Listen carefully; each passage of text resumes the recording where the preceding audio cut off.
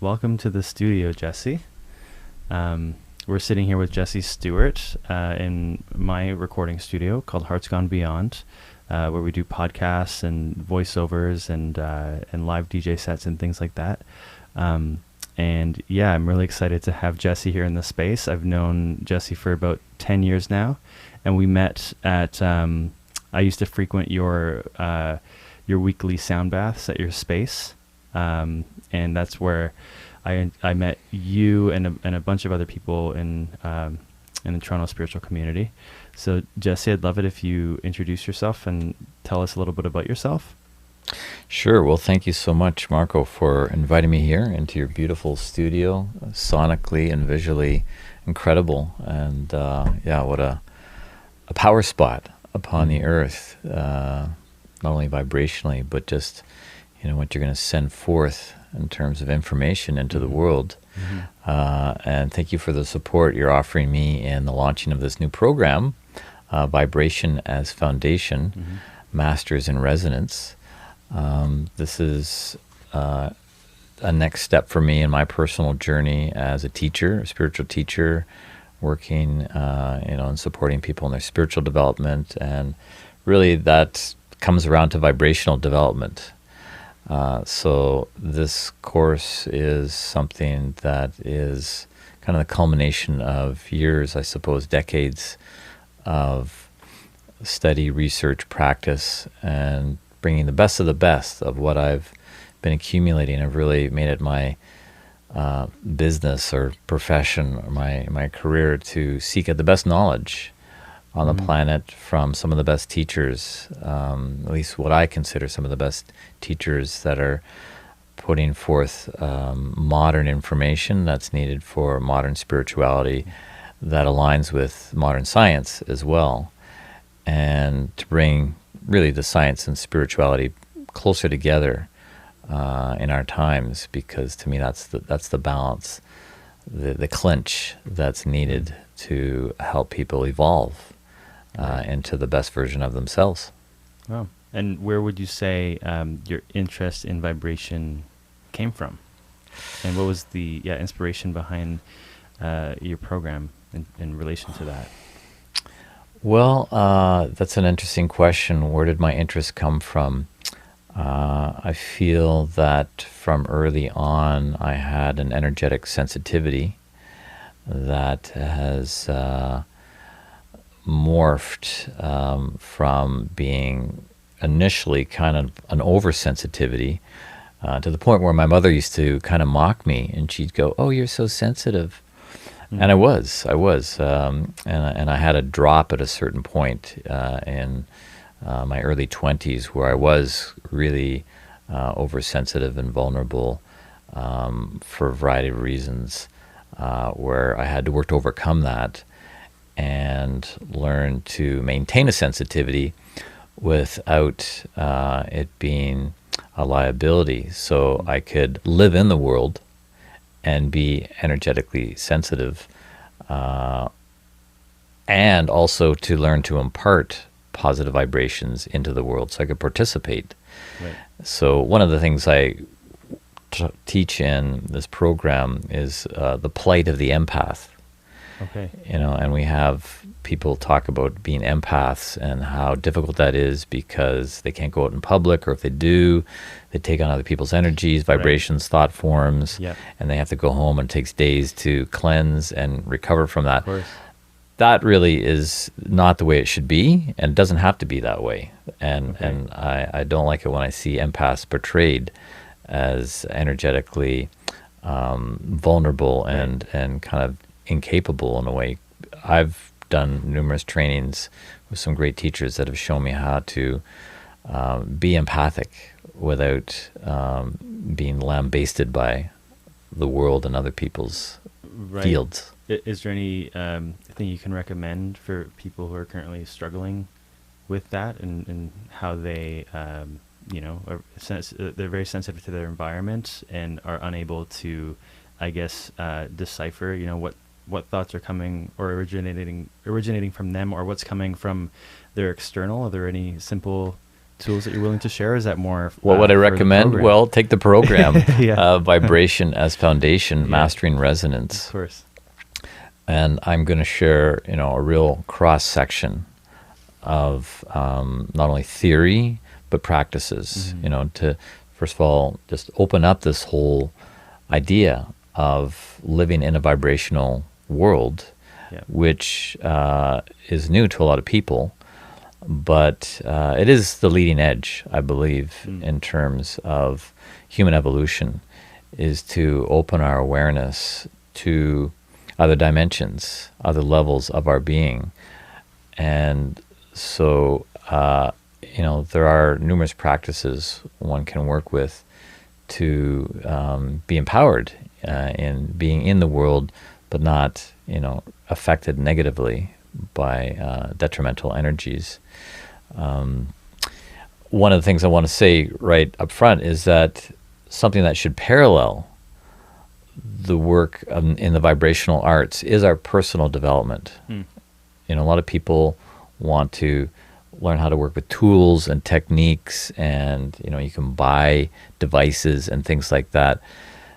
That's all fine and well, but we really have to manage our inner life and what's going on for us personally, because that goes hand in hand with our vibrational state. Of course. The condition of your inner world, your thoughts, Your your resentments, pardon me? Your diet as well? Your perhaps? diet, all these things. I'm going to Yeah. cover all these things because we're multi-level, multi-dimensional beings. And so we have to open our awareness to be conversant with these different levels and manage them. We're complex beings, and we're kind of an amalgamation of different things. So that's why this sort of knowledge is important to get out, so people can really get on with dealing with these things in their lives. Would you say that the current program is a culmination of your previous work, of all the other programs? Like I've known you for quite some time, and I've taken quite a few of your programs, one of them being Spiritual Bootcamp and Advanced Training. How does this program fit in with that? Or is it something that is completely separate and brand new? And I guess, what's your background in leading up to that, and how did you get to where you are now? Okay, thank you for that question. Well, in terms of this program's relationship to the Spiritual Bootcamp and the Advanced Training, this is kind of the cream that's risen to the top. In this training. I've done 10 waves of the Spiritual Bootcamp, and so done a lot of research and practice. For one aspect is the Tantra, Kriya Tantra Yoga, Right. Which of course has a lot of its basis on vibration, in a word, but work with mudras and asanas and bandhas and things like that, which all contribute to how we hold vibration and ultimately how we hold consciousness. Yeah. So this program is kind of the cream that's risen through that. So I'll be bringing some top shelf perspectives and techniques to this program. But for people that find that interesting and want more, then they could go on to do the Spiritual Bootcamp and even the Advanced Training, where we unpack it more. So Spiritual Bootcamp and Advanced Training has more to do with mudras and things like that, and yoga. Is that right? Well, Spiritual Bootcamp has the three pillars. It's Right. the spiritual, the social, and the sexual. Okay. Those are the three legs. And so there's a lot. I mean, it's a 5-month training, Okay. weekly training with a couple of weekends. So Right. that would be an opportunity to unpack more. The I see. Vibration as Foundation is 10 sessions, Okay. where it will give, overview and basic introduction to vibrational science and arts, Yep. and also, techniques and things to work with. So that in itself stands on its own. Right. One of the things I'll introduce is the power of dowsing, Okay. pendulum dowsing. So I want to make reference to that because that's really what helped me make a step up again, back in my 20s, when I was being impacted negatively by, the foods and just, the rise of ambient vibrations being disseminated into our environment. My sister invited someone to our house who was a dowser. And so my sister and my mother and he went around the house, and I was quite skeptical and kind of wary of these things. This was quite some time ago? This was in my early 20s. Oh, okay. Yeah, like around 22. Wow. And so I was kind of at arm's length to what was going on. I didn't want to get directly involved. I thought, woo-woo and all of that. Yeah. And just, so anyways, when he left, there was a book that got left on the kitchen table called Spiritual Dowsing. This is a book that came out, I think, in the early 80s by an author in England called Spiritual Dowsing. So I snuck the book away and read it and learned about dowsing with a pendulum to be able to discern different things. And so I got a thread and a washer and made my own pendulum. Oh, wow. And started dowsing, and this just like blew the lid off of things to realize, oh my gosh, I can actually access information beyond the discursive mind, which is often like, a mouse on a treadmill, trying to figure things out with the discursive mind is futile.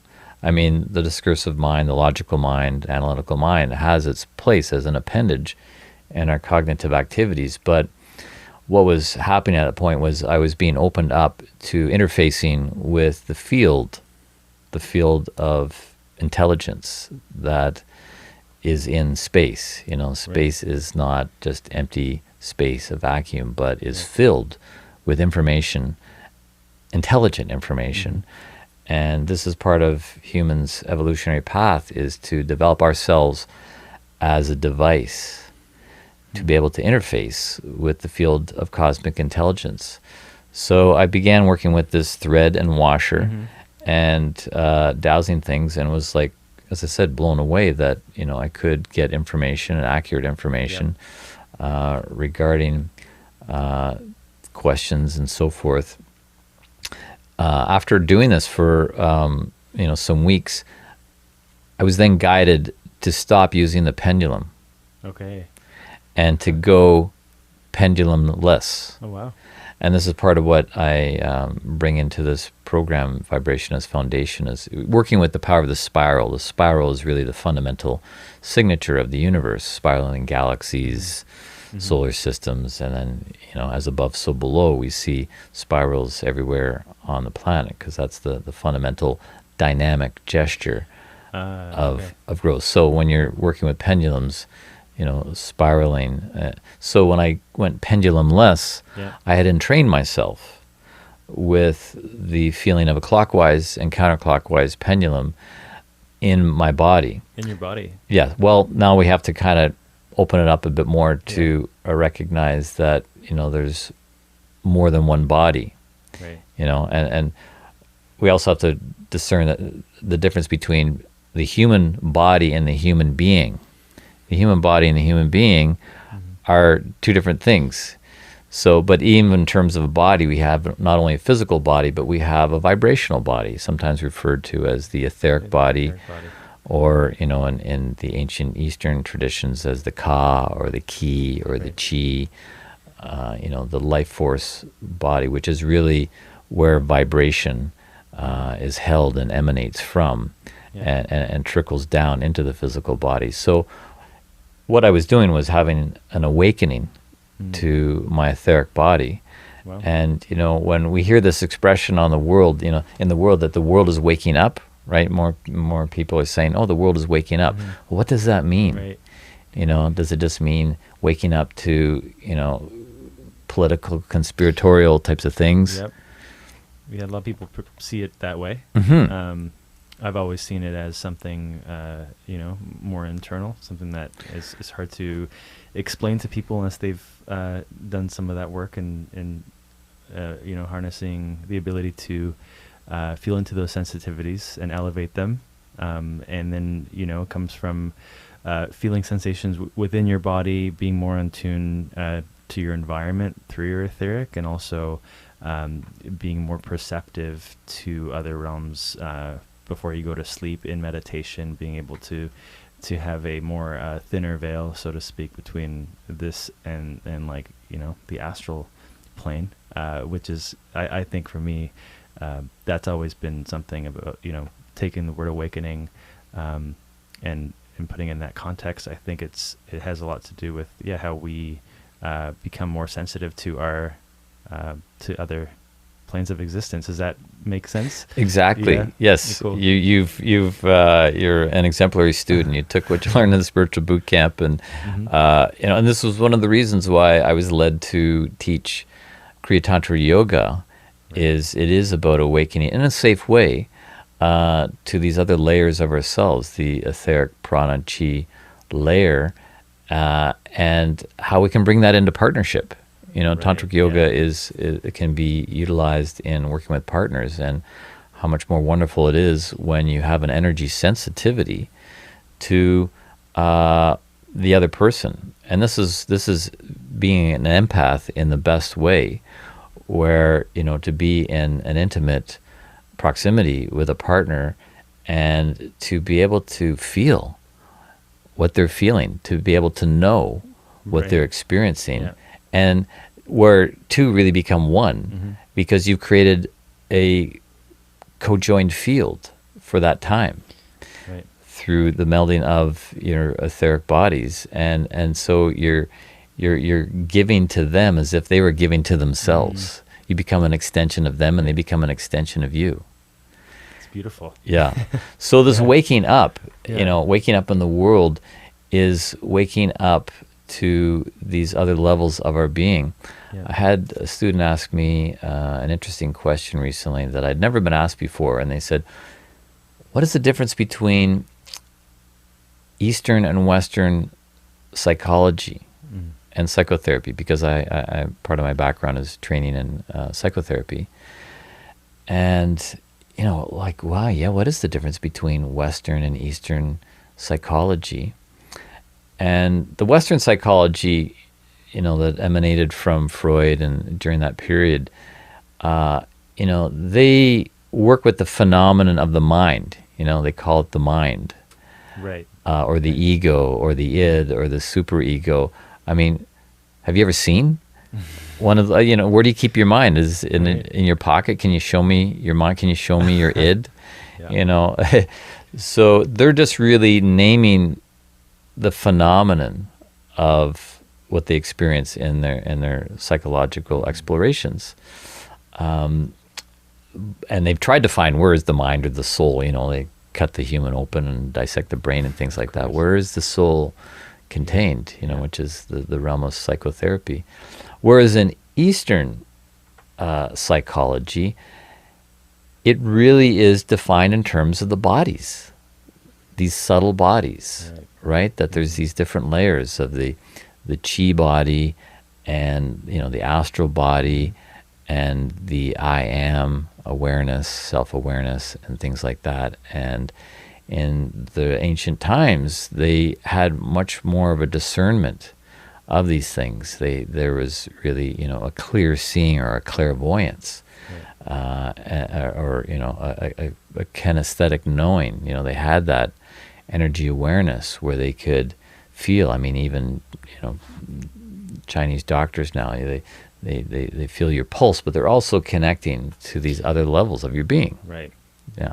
That kind of leads me to my next question, and you may have addressed some of this already, but I guess, how do you see some of the work that you've been inspired by and that you're introducing into the program? How have you seen it been done historically, I guess, in Eastern or Western culture, and then how does that relate to the modern version of that work today? Is that what you're bringing into your program, and kind of fusing, I guess, bringing part of history into the modern day in a way?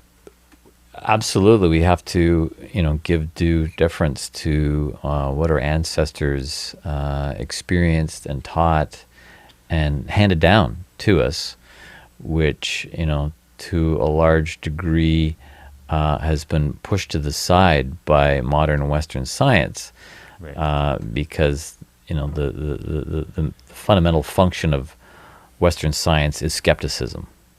Mm. Like that's its strength. It's like, Wow. let's be Right. skeptical about Right. this. We want to Yeah. get rid of any superstitious stuff, and we want to get down to the facts. So they function on a skepticism and an objectivity. Whereas our ancestors, they didn't function that way. They had this natural clairvoyance, energy sensitivity. They were much more in the experience of energy and spirit, whereas in the West, with the development of the ego, which says I and you, and creates this objectivity, this distance, we're stepping out of the experience and trying to look at it as something separate from ourselves. But yeah, the all the previous civilizations were living in it and lived it. Yeah. So if you look at some of the practices, for example, the Tibetan Yeah. practices in their temples, incense. Mm-hmm. What is that doing? Is that just putting smoke into a room? Right. Well, they're burning the essence of plant material and resins and things like that kind of domino the molecular I was gonna ask that, things yeah. going on, the molecules of the air. Yeah. It's being that was vibrational magic. Right. Or the tingshas, Yeah. the clanging of, the metal, the bells, Yeah. and things like that. Or another great example of people, might consider practicing when they move into a new home, Right. is beating the walls, taking a blanket or a towel and beating the Right, walls, right. because everything is etherically imprinted with something. Right. Through the actions, the thought forms, the feelings, the activities that take place in a space. And we all have that awareness. It's there. But we have what I call deletion consciousness. Our consciousness has deleted a lot of this awareness out because we're skeptical. We're not taught about these things. Right, It's like, yeah. oh, don't pay attention to that. But if you start to undelete Yeah. that aspect of your consciousness, you can become much more aware of what you're aware of. Right. Right. That's interesting.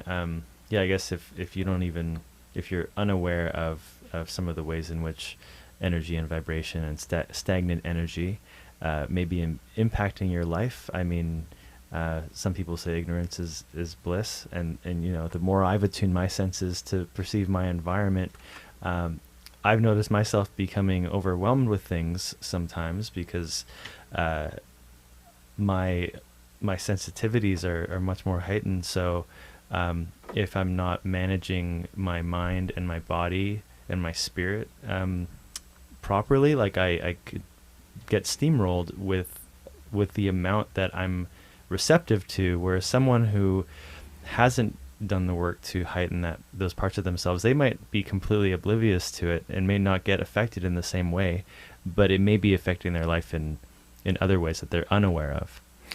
Absolutely. Yeah. I don't know who coined that expression, ignorance is bliss. Ignorance is ignorance. Right. And knowledge is power. Uh, And to live in ignorance is really to make oneself vulnerable. mm-hmm. And that's really a key point in this day and age, because there's so much going on the earth. Right. So many new things being developed, particularly in the realm of technology, Mm-hmm. where there's all sorts of stuff going on in the background that we're not being told about. There's a lot of covert stuff going on that's putting more and more vibrations into the world, and to Especially be with cellular networks. oh and yeah, things like that. yeah, it's crazy, and we're all victims of this, and there's nowhere to hide anymore. But to have knowledge is going to give us more power, and to be able to live in it, but not being affected in a detrimental way by it. So, from what I learned in my 20s with my thread and washer, learning how to dowse and, spiraling counterclockwise and clockwise, and then internalizing that, and then learning to be sensitive to things, whether they had beneficial or detrimental energies, like being able to go into a health food store and scan a shelf of supplements and to find out which one is beneficial for me and which ones would be just a waste of money. Yep. and no need for me to put up my body. So that grew over time. I eventually became part of the Dowsing Society, and then went on to do training called biogeometry, which was started by an Egyptian. We could talk about Egyptian energy science, but Dr. Ibrahim Karim from Cairo, Egypt, developed this work called biogeometry, which has been around for a few decades. Yep. This is his first book, Biogeometry, Back to a Future for Mankind. So he really hits the nail on the head when he's talking about, our future depends on understanding, the ancient energy sciences that the Egyptians had and others had, to be able to become masters of resonance. Right. And just going to that book cover, is that at the top of that pyramid, if you want to hold it up, is that a depiction of a cymatic waveform at the top, or is that like a...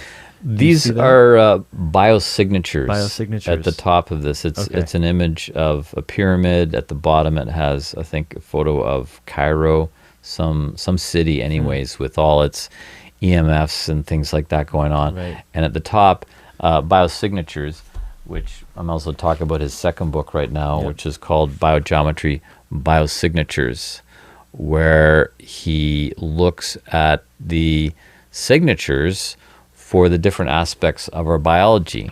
So how to work with shape and angle, as well as pitch and color and other, what he calls, the language of nature. Right. How to work with these things to support biological life. Okay. That's what's in jeopardy right now, is biological life. Right. With all the ambient vibrations in our environment. So how to work with the ancient knowledge that the Egyptians had to not only protect ourselves, because like I'm not a survivalist, like, I got to protect myself, like head to the hills and get a little cabin somewhere, which really that's not going to work anymore, because there's all these 5G satellites in space, just blanketing the whole planet. Yeah. So you have to work on your personal field, and then you have to learn how to work with the collective, and with others, which just amps it up. Right. So, and then in due time, hopefully, we'll be able to marry the ancient vibrational science with modern technological science, so we can have both. We can have the best of both worlds. And do you think that with biogeometry and the methods presented in these books, is that a starting point? Is this fusing together some of the ancient knowledge with modern day practices? Absolutely. Discover? Yeah. Dr. Karim did a marvelous job in birthing really a new view on vibrational science and the arts. I did the advanced training with Dr. Robert Gilbert, who has the Vesica.org.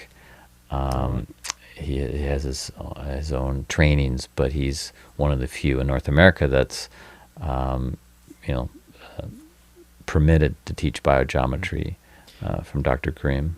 And do these methods of biogeometry and what's introduced in that book, do they distribute any sort of tools that are designed to work with biogeometry in those methods, or can you use something like a pendulum or your own etheric body to attune yourselves to what is being taught in these books? Both.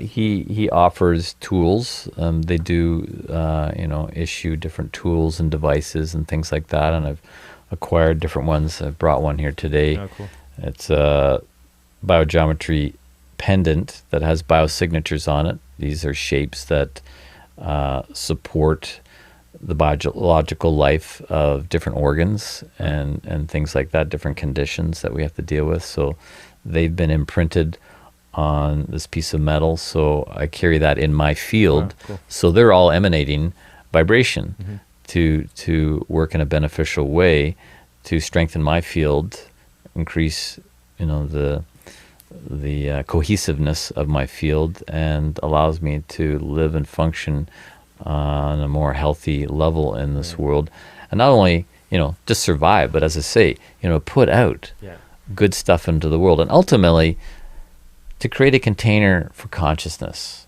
because that's what's going on. Higher consciousness is rolling out into evolution through us individually, but then collectively. And this is how we're going to transform the world, is really creating a container for higher consciousness to come in and through us on an individual and collective basis. That's a great point. And leading into my next question was, where do you see the future of this work going? Is this it right now? Is your program taking that into account? Are you paving the way for the future, or do you already see it happening in other ways? Well, I feel this program is cutting edge stuff that I've been groomed really all my life to teach. I am a teacher. That's my calling in life. That's doing my dharma to, fulfill this role as a teacher and look for the best ideas and teach them. New stuff, the stuff and I'm not egotistical about this. I'm just doing my job, and helping support human evolution towards higher states of being. This program is this will be the first time I run it, and I imagine I'm going to end up running it over and over for the rest of my life, because it just seems like the most important thing for people to open their awareness to. And it's taken me time to get to this point. I couldn't have done this in my 20s. Of course. I've been on a learning curve. And as I said, learned, Kriya Tantra Yoga as one component, and then I continued to do trainings working, with pendulums and biogeometry and things like this. And also your experiences in running your other programs as well, and I guess seeing what lands with students better than others over the years, and I guess deciding on the specific format and how to best present this specific one, because with spiritual boot camp and advanced training, you said it's a 5 or 6 month journey, whereas this is just 10 classes. Are they drop-in, or are they... No, it's not a drop-in. I'm going to hold a very tight container for this. People are going to have to show up ahead of time and get vibrationally settled, and ready to be led through practices, and then be given concepts and ideas. And I'm going to emphasize taking notes, so people really anchor stuff in. I've learned a lot being a teacher over the past few decades to what supports people to really be able to integrate these important ideas. I did also bring this book, Vibrational Medicine, which came out in 2004, written by Dr. Richard Gerber. And this is kind of a Bible, or at least a seminal work on this subject. You can see a lot of research has gone into this, where in his work as a medical practitioner and researcher, he really amassed a lot of the research and work done in this field. The subtitle is called The Number One Handbook of Subtle Energy Therapies. So, pointing the way to the future. Subtle energy therapies. Right now, modern Western medicine is about, cutting, burning, and poisoning, basically, as a way to treat symptoms. We need to get more to the source, which is on another layer than the physical layer. Physicians deal with the physical.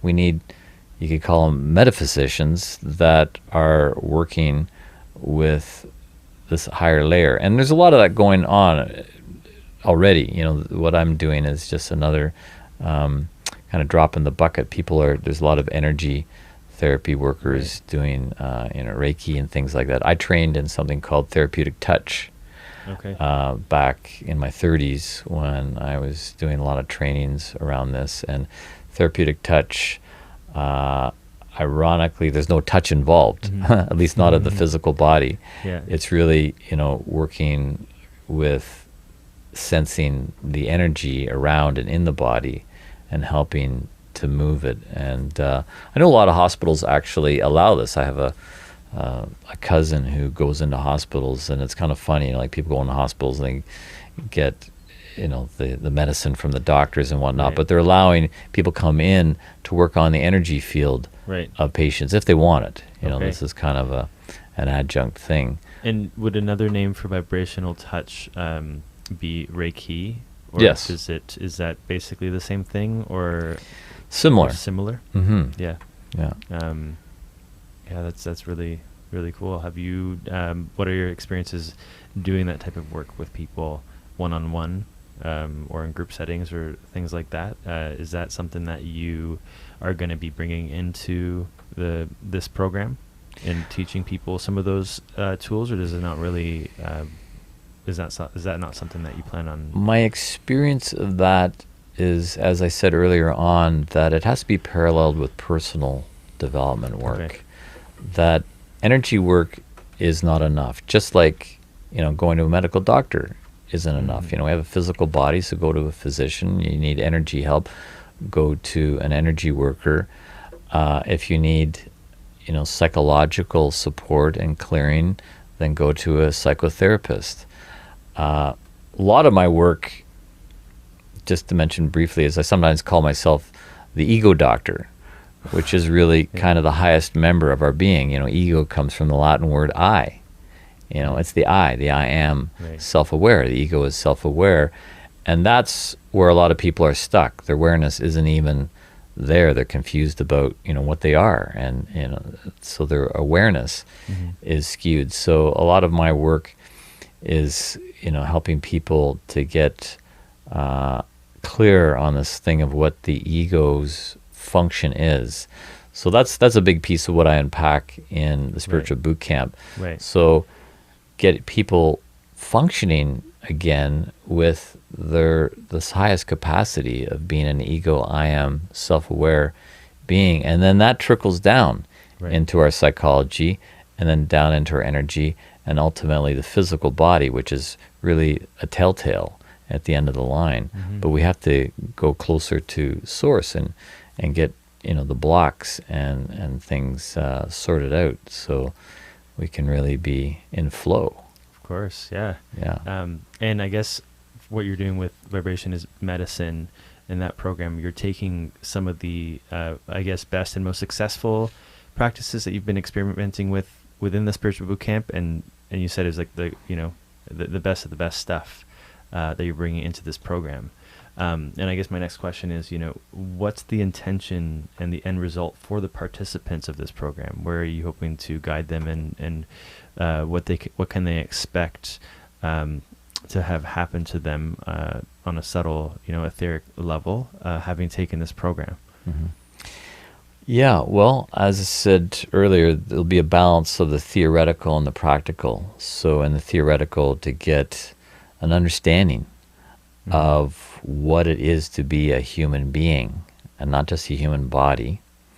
So to provide a framework and scope that you're not going to get taught that in institutional education. You go through university, or you even go through a massage training, this stuff is just cut out. It's considered woo-woo because of, our materialistic, reductionist Western model of the human being. And, one of the things I've been saying over and over for the past few years is that the greatest casualty of the modern scientific revolution is the image and identity of the human being. We've really had this image and identity of being a human being kind of had its legs kicked out from under us to where we're just kind of a collection of minerals and chemicals that if you got boiled down, you put it in a bag and went to a chemist, he'd probably give you less than $10, right? Like we've really been reduced. So, okay, to open up what it is to be a human that incorporates some of the ancient Eastern ideas, but also modern Western spirituality. I've spent a lot of my time studying the work of Rudolf Steiner, called Anthroposophy. And he kind of brings the best of the East and the best of the West together into the spiritual science. So that's the theoretical side of things. But then, the practical aspect as well, to have actual tools and things so people can employ these and live in the world, but connected to a larger reality. So, I mentioned this thing about connecting to the field, to the field of cosmic intelligence. And I play with this idea of having our own personal spiritual GPS. Like, just to put it in that kind of picturesque way, is to turn on our spiritual GPS. Now, think, what does a GPS do? It's all those satellites out in space, and we connect to it through whatever device we're using, say our smartphone. So all those satellites know exactly where we are. It knows where we want to go. It can figure out the best way to get there because it actually knows the future. It actually knows what's down the road. We don't know that in our finite mind, but we're connecting to a much larger field of intelligence that has much broader scope. It knows what's down the road there, so it can guide you to where you want to go on the best route. So the spiritual GPS is similar, except our satellites are these energy centers that we have. So what I bring forth is kind of a modern view of the chakra system. I work with a 33 chakra system that I've developed from some of the great teachings I've received. And so we really need to bring these online as satellites that then can connect to the field of cosmic intelligence. Because space is not empty space. It's full of information. It's full of intelligence.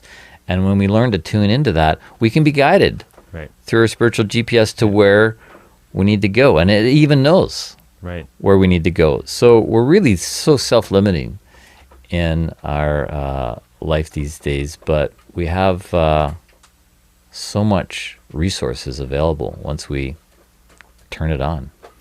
And for people who are just getting those energy centers back online, how would one know what that feels like? Is it just a contentment that they're feeling with where they're at in their life? Is it a sense of joy? How do we know when these parts of ourselves are coming back online? I guess is that up to the individual to know the truth of that, or I'm curious. Well, you're bringing up another big question. How do we know? And I guess in a word, intuition, which is a whole nother piece that needs to be unpacked in our human beingness. We may not look at the human body and go, oh, you have a capacity for intuition. But when we understand more fully what the human being is, it's like, oh, we've got much more resources. And it's about balance. It's about balancing this analytical capacity that we've been evolving, in this left brain development and evolution, with the older capacities of intuition and inspiration, and work with both of them. We'll be much more balanced. This whole thing with the Western model that's, kind of anti-intuition. You don't talk about intuition in university. The problem is it's throwing us out of balance. This is why modern education, in my mind, is one of the leading causes of mental illness. It's throwing us out of balance. And we have to bring ourselves back into balance with the capacities that we have on board. Well, there's certainly hope. And it needs to come. These things need to come. People need to learned how to use their minds in Mhm. different ways. So yeah, meditation. I've done that myself. I've gone in with singing bowls. I have a sound partner, and we've gone into grades 1, 2, 3, Oh, 4, wow, 5 cool. with singing bowls and taught meditation, Yeah. and they respond Yeah, of course. very readily to this sort of thing because they're naturally there. But what the problem has been is that we've educated this out of people, and you seem to go higher up, through the educational institution. You get further and further away from that. It becomes more left brain analytical Right. type of stuff. Cool. So education is the answer. Yeah. Education, the right kind of education is the answer. Education is the medicine. Mhm. And so I'm just doing my job to, bring this knowledge back into the mainstream, Yeah. so we can get back into balance and we can get back to a future Mhm. for humanity. Mhm. So I should mention, in terms of access, if people want to be able to connect with the work I'm doing, be it this program, Vibrationist Foundation, or other programs, website Mhm. is What's your website? Okay. powerforconsciousliving.com. Okay. Power for Conscious Living. What people are unaware of is actually we've had a cymatic machine connected to our entire conversation here. So if we switch the video over to that camera and play a track that I wrote, almost like, I would say, yeah, close to 8 or 9 years ago now, called a pineal gland activator, is a specific tone. It was 936 hertz. And that tone is known to resonate, I believe, with the pineal gland. There's different types of frequencies that resonates with different energy centers in the body. And the 936 falls on our third eye. So I created a meditation track that uses that specific frequency. And when you listen to it and you get into a meditation, it'll actually help to amplify and bring us into heightened states if you allow it to, if you're receptive to it.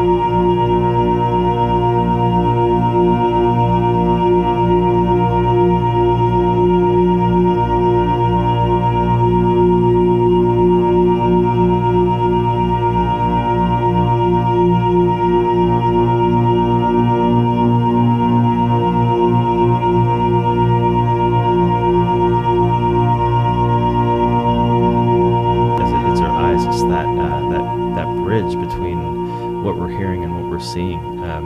What do you feel in your body when you look at something like that? When you see cymatic waveforms in action, how would you describe it? Well, I definitely feel a change in my field. Mm. What you wrote, that piece that you composed, is not only affecting the water there as we witness it, but liquids are the medium for the ethers. Mm. And so that sound is affecting the liquids in our bodies, Right. but that liquid is interfaced with the ethers. So it's also affecting my etheric body. Mhm. So it's bringing more consistency and cohesion to that subtle body, Mm. which can feel calming Mhm. and settling, where then our emotional body is affected in a beneficial way. It can be calmer Mm. and more cohesive. And then that allows the next higher body, this body of the I am self-aware ego, to be more embodied Mhm. in these lower subtle bodies. So we really are supporting integration of our wholeness and whole beingness. Yeah. So, I mean, this is why people love music. Of course. Music, it Of just really affects us for the most part, in beneficial ways. Makes us calm and so forth. Yeah, and I guess that's the beauty in this form of art, in this way that we can depict that in how music. We don't see it on a day-to-day basis because we don't have these tools available us 24/7. But you saw how the music was affecting that water, and we can only imagine if we're made up of a certain percentage of water, how sound may be vibrationally affecting us, and what that looks like, and especially with what you have at the tools that you have at your space, like all the crystal bowls and whatnot, I'm sure they're, yeah, like as you just explained, and how they're affecting us on, on a molecular, on an emotional, on a spiritual and psychological level, all at the same time. Is there anything that you want to share about, your journey with crystal bowls? Is something that I've been curious about. Is there anything that that you've learned in not only, um, I guess the art and science behind them, but also the materials? Like, is there anything that you've concluded over the years that really stands out to you? The magic of these beautiful instruments and how they affect us. Yeah, the magic. We call things magic that we don't understand. Yeah. It's just, technology that we Right. haven't fully understood. Uh, so in that sense, they aren't magical. My journey with crystal bowls began with the training I did with Gary Diggins, Yeah. who, does these trainings, and he's been at this work, attunement work, for decades. And he's got some books out on his experiences and offerings, to support people that are, sound healers. I learned from him, and then I began to work with them on my mother, Okay. who was starting to decline, and actually, got a death notice, Oh, wow. diagnosis. And so I would come over to her place and say, "Hey, Mom, lie down. I'm going to give you a sound bath." Mm-hmm. And this would have immense calming and beneficial effects on her. She would just light up. She would lie down on the bed, and I'd play the bowls, and she would light up. Her etheric body would just respond, because the etheric body is the body of vibration. Mm-hmm. We can register vibrations on a physical level, but it's really the etheric that they are stored or emanated from. And so her etheric body would light up. And interesting, even after she died, Mm-hmm. we kept her in her bed for 3 days and 3 nights. Oh, wow. We just put her in her favorite nightie and nightgown and kept her in her bed. And I continued to Wow. give her sound baths even Yeah. after she had died, and I'd still see her etheric body light up as a Wow. response, because Wow. the etheric body takes a while to separate from the physical body. And so, yeah, these sorts of experiences were very profound. You ask about the materials. Well, they're crystal, Yeah. which is an amplifier. We've used crystal in different technologies as transmitters and amplifiers. A number of the bowls I've got are called alchemy bowls, so it's not just quartz, but there's other minerals and gemstones that are mixed in. So, everything has its signature frequency. So it's something to play with. It's a wide open creative palette that once you understand the first principles around it, you can create your own tools. You can be immensely creative and playful with it. So that's where I come from, is just to empower people with the theories and the practices, and then go out into the world and be a good vibe. Human connection is so powerful. And this is part of the intention, and the end goal of this work is that humans can connect together better, vibrationally better. So, coming at ourselves through this window and perspective, it is going to allow us to join together, to be motivated, Right. really, to clear the baggage from our lives, so we can stand hand in hand, shoulder to shoulder, and raise the collective. And it doesn't take the whole planet Right. necessarily to be on board with this. Yes. There'll always be stragglers and dragglers that are resistant to these Right. things, but that's fine. That's just nature's way. Yeah. But even if a portion of people can concentrate, like concentrate, con means with, and centrate means with the center.